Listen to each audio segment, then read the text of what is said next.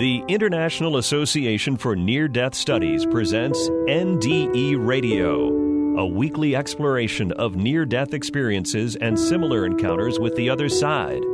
Now, here's your host, Lee Witting. Welcome to NDE Radio, brought to you by IANDS, the International Association for Near-Death Studies. I'm your host, Lee Witting. In February of 2008, our guest today, Clawley, contracted a life-threatening disease, necrotizing fasciitis, which is also known as flesh-eating bacteria. It appeared in her throat and in her chest, and she was given perhaps a 1 to 10% chance of surviving. Months prior, she'd had many warning dreams, and in the hospital during a month of medically induced coma, her dreams and perhaps NDE mirrored what was happening on a physical, emotional, and spiritual level. She remembers one dream in which she chose to re-enter the world and live out the rest of her life, and upon awakening, she could not breathe on her own, speak, eat, or walk. But with a will to live, she also developed a greater sense of intuition and an increasing frequency of lucid and precognitive dreams. Christine embarked on her own journey of healing and self-understanding through exploring various modalities, including yoga, dream work, counseling, indigenous healing ceremonies, and shamanic journeying. She obtained her master's degree in depth counseling psychology from Pacifica Graduate Institute in 2015 and became a licensed professional counselor in 2018. Her professional work has led to work in homeless shelters, hospitals, prisons, and community mental health centers. Christine also has experience treating individuals with a history of trauma, abuse, addiction, eating disorders, domestic violence, sexual abuse, depression, anxiety, psychosis and hallucinations, occupational burnout, and chronic health problems. Christine, welcome to NDE Radio. Thank you so much, Lee. I really appreciate the opportunity to be here and share my story with you all. Well, it's wonderful that you can be here, and I look forward to that. But before we get started, Christine, I'd like to plug a fellow explorer of what happens when we die, Sandra Champlain, and her podcast, WeDon'tDieRadio.com. If listeners would go to her excellent interview, number 348, with Christine Clawley, you'll hear much more about Christine's disease and recovery than we'll have time to cover today. Well, Christine, like your parents, my brother is a member of the Self-Realization Fellowship. And I'm wondering, what was it like growing up in a family that followed the teachings of Paramahansa Yogananda? Well, thanks for asking that question. I am rarely asked that question, so you've done your homework about myself and my background, and I didn't realize perhaps how unique that was until I became a little older. So for me, I was raised with learning meditation, yoga. I was very, very lucky to have the experience of growing up on a farm. So my parents met in La Jolla, California, and they were married at the Self-Realization Center. So they both had that spiritual background. And then they decided to raise their daughters back on my father's inherited farm, 160 acres. And it was an ideal childhood from my perspective, where I was encouraged to ask questions. They really encouraged curiosity. Psychic experiences, dreams weren't necessarily, brushed away. They were encouraged to be explored in the family. And my dad really had a strong interest in the community at bridging the gap between the East and the West, particularly, Christianity and then the teachings in Hinduism and Buddhism. So I feel very lucky and honored that I was able to grow up with parents who are on a spiritual path and also very open-minded to learning from other spiritual traditions. And I do think that's influenced my interest and my outlook. Wow. Yeah. It sounds like an ideal childhood. It really does. Well, given that they would not have belittled your dreams. You have said that before you were diagnosed, you had a warning dream of a Native American woman strangling you. And I was wondering, do you think that was a memory from a previous life where you might have been wounded in the throat, perhaps? I do wonder about that. And I actually have a journal entry here, if I can find it. So this was a journal entry from December 2007, so a few months before the illness. And I said, I saw the girl again last night. She is a part of me, this Native American girl who haunts my dreams. She seems so real. It feels as though it is a strong warning. And then I see the red shirt and I hate it. I don't want to wear it. So there's a lot of detail even in those few short sentences. And looking back, I absolutely see, yes, it was a warning. And the red shirt, did that perhaps represent what was going to be happening to my chest? I had a wound vac in my chest, and there was a lot of loss of blood. So it could be interpreted that way. Or the red shirt could also be representative in the indigenous tradition, the Red Road, which has been a path that I've been on following my illness of learning from indigenous ceremonies. And that's become the primary spiritual path for me. Wow. And healing. Mm-hmm. Well, there were two other dreams I think we were going to talk about, and your NDE that you experienced during your coma. Tell us about that. Yeah, so when I was in a coma, I was in a medically induced coma, and I do believe that this really, kind of shattered the veil, for me at least, between this world and that other world. When I was in the coma, I had dreams that felt like they lasted an entire lifetime. They were extremely vivid. It felt like, as I said, it was an entire lifetime, and it was very confusing when I woke up. I did feel like a completely changed person. But the interesting thing to me was the parallels between the dreams I had when I was in the coma and what was happening in this reality or this, or in my physical body. So one dream I'd like to read, it was really a turning point for me. So I found myself trapped on a massive wooden ship surrounded by a fog and floating in the middle of the ocean. I was an Asian woman, and I had survived as a sex slave longer than many of the others. It had been years I was trapped on that ship for so long, and I had lost a sense of time and only had a vague memory of my previous life off the ship. My abusers used me less and less, but now they use me to recruit and entrap younger women for them to be brought into the trade. And so I had to deceive these young girls, and all the while I was aware that I was condemning them to my own unbearable destiny. Yet inside I cared for these girls. I wanted to save them, but we were kept completely separate, and we were not allowed to communicate in any way. I was lost and beyond hopelessness, a depression so thick that every moment of my life was torturous.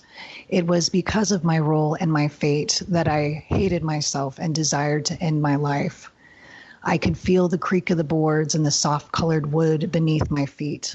That boat surrounded by water was my inescapable prison. My life had been this way for so long that when one day, from out of nowhere, she appeared with smooth, pale skin, beautiful, long black hair, and the most kind, compassionate eyes that I will never forget. She looked into my own eyes and broke the spell, broke the silence without saying any words. No words were needed. And she embraced me.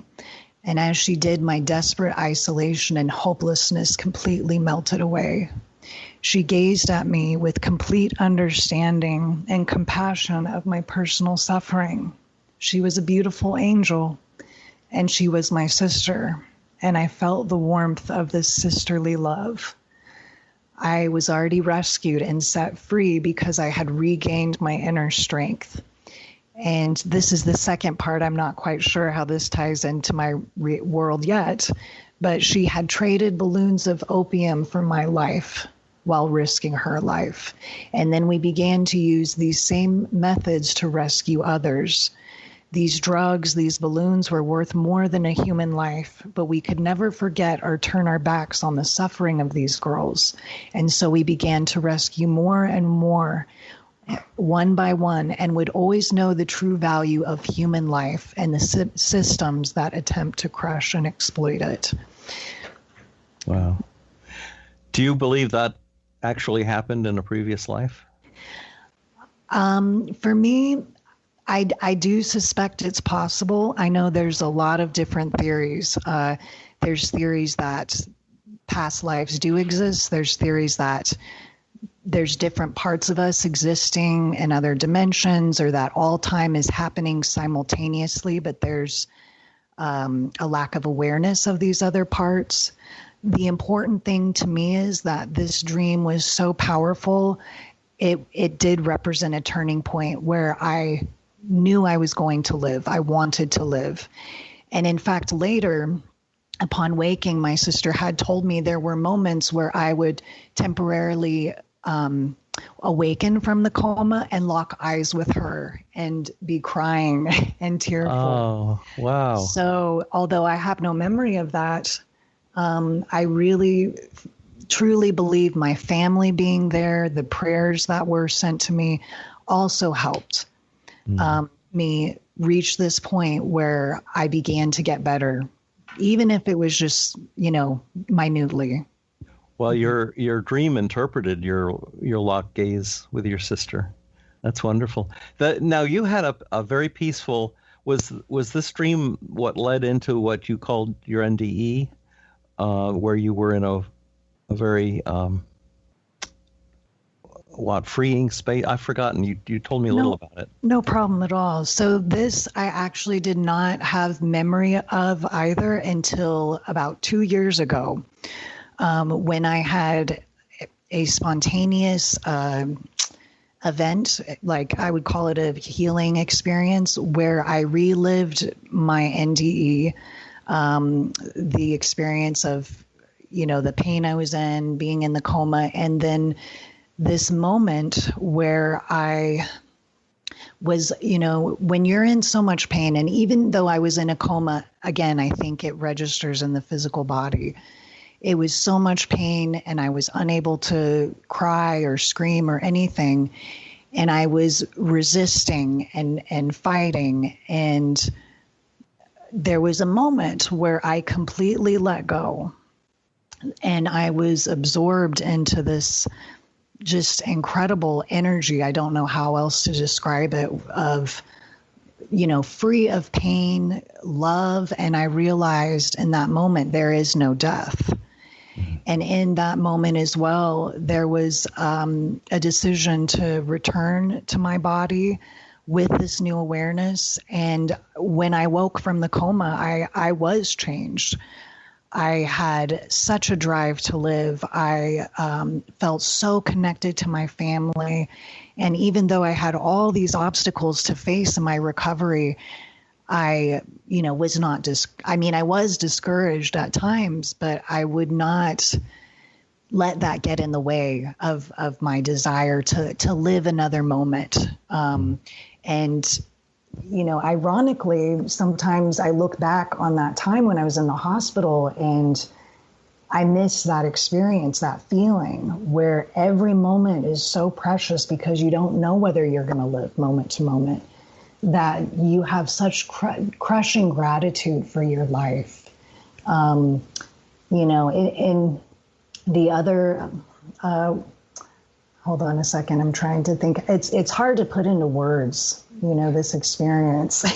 Well, yes, of course. And everyone that's had an NDE or a related spiritual event finds it hard to put into words. Exactly. But you mentioned the word love, and that and the fact that the lack of fear of death after that certainly reflects what many people get from NDEs. It sounds like that's exactly what you went through. Yes, absolutely. And just incredible gratitude for, like I said, every moment of your life. And you even look back on, something like this, which was very traumatic, and there was a lot of physical pain and suffering and emotional pain. But it was one of the most spiritually challenging experiences I went through. It made me more empathetic, more intuitive. It transformed my values. The direction of my life took a completely different path. And there's something about facing death which immediately puts everything in your life in perspective. And yes, go on. I was just going to say, you've said that you suffered from PTSD afterwards. And yet it sounds like you would have passed through it if you'd reached the point of empathy. And I'm sure you must have worked with PTSD patients in your work. Do you think that there is a connection or a hurdle that if a PTSD person can get over that hurdle, that they will become perhaps more empathetic than is normal? Absolutely. And I really love working with patients who've experienced trauma because of my understanding of that experience and what it's like to go through and heal from that. And my aim is to change the language we use around PTSD, trauma, mental illness, because there can be unacknowledged gifts from this. And I see this in a lot of my patients, although there may be a heightened hypervigilance, being easily triggered, repeated images from the past of a traumatic event. There's also increased empathy, sensitivity, often a creativity that, interestingly enough, that clients can tap into when they've been through trauma. So it's not all negative, and there's also a depth that can come from one's own personal suffering if one is willing to face that in a conscious way. And counseling for me is a very sacred practice, and just being present with someone else in their suffering. We very much live in a culture, in my opinion, where the emotions are suppressed. We value objects, we value, materialistic things or unrealistic images of success. And all of these values, collective values, have a certain cost to the individual. In my opinion, we're a culture that's out of balance. And so that's the other major transformation that occurred for me, not only in reclaiming my own intuitive abilities, paying more attention to my physical, emotional health, but also questioning the societal values, questioning, this kind of work ethic that I still struggle with sometimes, of working, so hard to an extent that you sacrifice your relationships, health, emotional health.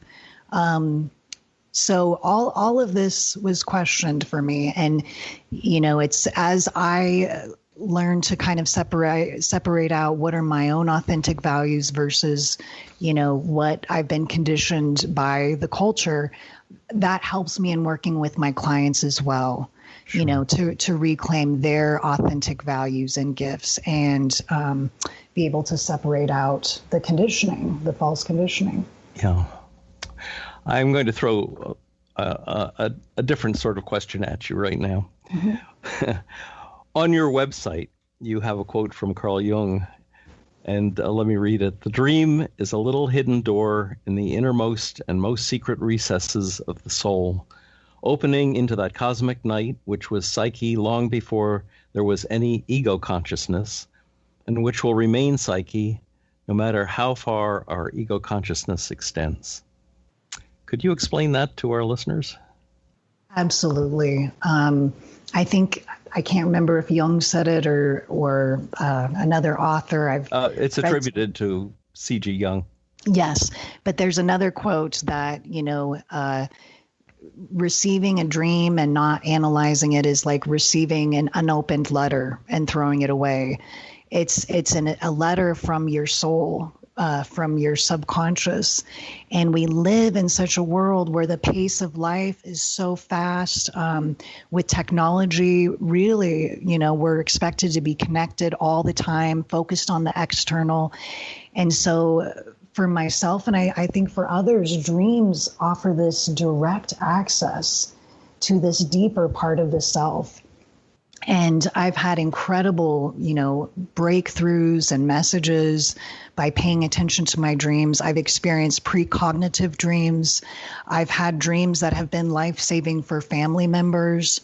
And so I think, this is something that is a part of our, part of humanity.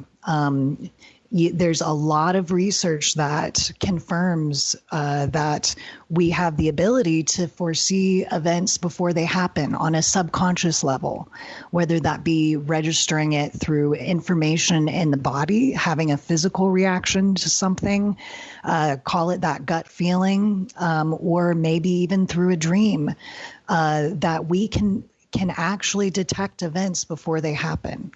So this is something that is a part of our birthright. And I think, NDEers especially are paving the way for us to collectively reclaim these gifts and balance out that focus on our culture, on the left brain, on detail-oriented, proving something, versus balancing that with the intuitive knowledge, with the whole picture of things, with the imagination. I mean, we've really set up an educational system that doesn't allow children and adults even to develop that part of themselves. And there is a cost to that. It's sad but true. And unfortunately, religion, which should be in the forefront of having children explore these things, has stood in the way of a lot of alternative teaching that the public schools are allowed to teach. Let me ask you this. If there are such things as prophetic dreams, precognitive dreams, dreams of future events, what does that say about the nature of time? Absolutely. And that, again, is one of my favorite areas of research, and something I wrote my graduate thesis on, questioning our Western conception of time as linear. There are other cultures that look at time as cyclical, such as Eastern cultures. Indigenous peoples have a different conception of time that is more tied to the natural rhythms and cycles of nature. And so, again, I think technology complicates this issue too, because in this society, we're focused on tomorrow, often at the expense of the present moment. And our sense of time our attention span is being shortened. We're expecting an instant gratification. We're becoming, in essence, a little more superficial, I would argue. And there's an excellent book by an author, Nicholas Carr, called The Shallows. And he really presents an extraordinary argument about how it's this addiction to technology, this economic system we have is really preventing individuals from processing information deeply, from deeply relating to one another. It's undermining the social fabric of our culture. And again, there is cost to this. So I think questioning something like time can be of huge benefit. What is your relationship to time? Where are your priorities? Most of us have to work and survive, but this is our one life here. We can't sacrifice everything to an employer. So really taking inventory of how you relate to your body, how you engage with nature, and kind of disconnecting from this man-made temporal system we have, which is also based on a kind of a pyramidal structure. Another amazing author, Jeremy Rifkin, wrote a book called Time Wars, The Primary Conflict in Human History. And he talked of our temporal system being in the form of somewhat of a pyramid. So those who are time rich, they have more time, they have more leisure time, they have more time to think, plan their future, engage in meaningful activities, whereas the poor are time poor. They're always behind. They always have to work hard, and they don't have as much time to engage in, being there with their children, helping them learn. So this is something systemic as well. Yes. Mm-hmm. One of the things I love about pyramids is that you've got four sides. You've got duality doubled, rising to a point of singularity. And that it seems like it should be the nature of creation rising up to where we should be or where we'll be eventually. Before we run out of time, I want you to talk about the movie you're directing and where that stands and what's it all about. Yes. So we don't have a title for the film yet, but it is a film that questions and looks at critically the nature of time. I've interviewed experts, individuals. So Eric Wargo has written a book called Time Loops. Dr. Bernard Beitman, he's studied instances of synchronicity, psi experiences, and there's statistical significance in these studies. Rob and Trish McGregor, they've also written several books on synchronicity, and there's other experts as well. But this film really collects all the evidence, dreams, synchronicity, science fiction writers who've predicted events that have come to unfold, as well as I'm trying to think of other time anomalies, shared deaths or crossing experiences. There's all kinds of evidence out there that the model we have for time is not completely accurate. So, this is something that impacts us in a very human way. And I just look forward to getting this film out there. We've collected all the footage. Now we're just in the editing phase of putting this together. Oh, wow. Do you have a date, a target date? Not yet. With everything going on, I'm very busy as well, working at a community mental health center and private practice. But I'm hoping to really spend some time on this in the fall and have maybe a first release of the film out. Sounds very exciting. I'm looking forward to it. We have maybe just a second or two left, and I'm going to ask you a question you can't possibly answer in this amount of time. Carl Jung in Memories, Dreams, and Reflections describes an NDE he experienced in outer space where he entered a temple. Have you read that? I have. I'm having trouble remembering the exact experience. And I think it was a temple that he recognized from someplace on Earth, maybe India or an eastern country. I don't know. I can't remember. I couldn't remember it either, but it occurred to me while we were talking, and that too seemed to me to be something that would be outside of time, and yet he related it to something that he knew about on Earth. I guess I don't really have a question to attach to that. It's just a reference that popped into my head. That's a phenomenal book, by the way.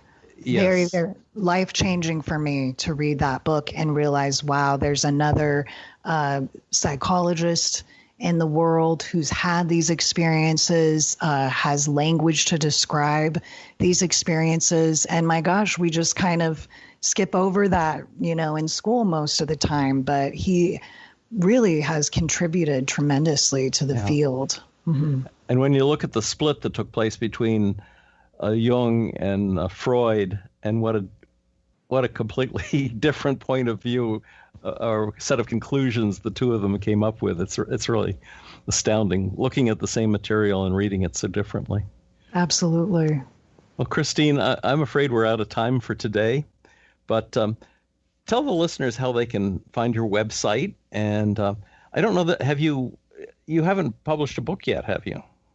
Not yet. That's on my radar. Someday when I have more time. Still trying to find that balance myself. So, but your website. Yes, it's www.lucidawakening.com. And then the other website for the film is Circling Hawk Productions with an S.com. And you're also going to be on a panel during the upcoming IANDS conference, which is August 14th, 15th, and you said you'd be on the 16th. Tell us what you're going to be doing there. Yes, I'm on a panel at 11 a.m. Pacific time, exploring the gifts of the NDE and how that can be applied to counseling and clinical work. Wow. Well, I'm going to be moderating some of that. I don't know if I'm on at the same time you are. I haven't looked at the final schedule yet. But Christine, this has been a real pleasure for me to talk about all this with you. And when your movie comes out, we'll have you come back and talk about it, how you put it together and where people can see it and so forth. So you keep me posted as to when it's finally ready. Okay. Thank you, Lee. Okay. Well, folks, tune in again next Monday, 11 a.m. Eastern for more NDE Radio. This is Lee Witting saying thanks for listening.